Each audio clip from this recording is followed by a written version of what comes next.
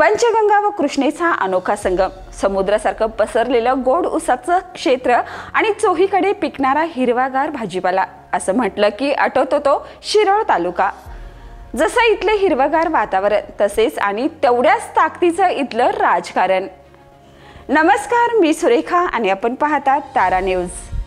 शिरोळ विधानसभा मतदारसंघाबद्दल बोलायचं झालं तर शिरोळ विधानसभा मतदारसंघाचे आमदार राजेंद्र पाटील येड्रावकर यांनी 2019 मध्ये अपक्ष म्हणून निवडणूक लढवली होती।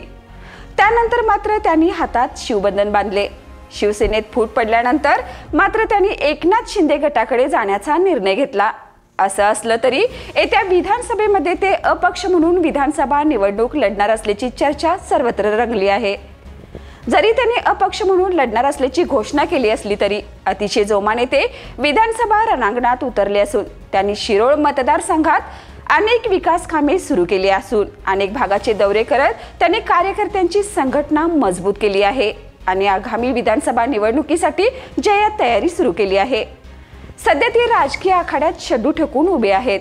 त्यांच्याबरोबर लढण्यासाठी आता विरोधी पक्षाकडून तेवढ्याच ताकदीच्या उमेदवाराची गरज शिरोळ विधानसभा मतदारसंघाला असणार आहे।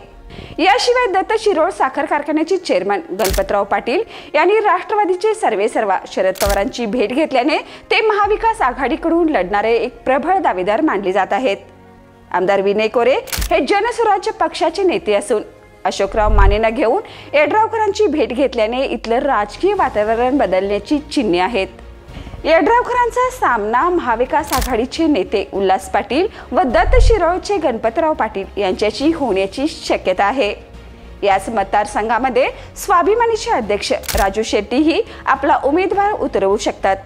2019च्या विधानसभा निवडणुकीची थोडीशी पार्श्वभूमी जाणून घ्यायची झाली तर 2019ला ठाकरे गटाचे उल्हास पाटील यांच्या विरुद्ध राजेंद्र पाटील येड्रावकर हा सामना चांगलाच रंगला होता। यामध्ये राजेंद्र पाटील येड्रावकरांना 90,000 मते तर शिवसेनेच्या उल्हास पाटलांना 62,214 मते मिळाली। यामध्ये स्वाभिमानीच्या उमेदवाराने 51,000 मते घेतली होती। त्यामुळे येड्रावकर यांनी तब्बल 27,000 मतांनी ही विधानसभा निवडणूक जिंकली होती। लोकसभा निवडणुकीच्या दृष्टीने विचार केला तर धैर्यशील मानेंना 78,060 तर शिवसेनेच्या सत्यजित पाटील सरडूकर यांना 74,000 मते मिळाली होती।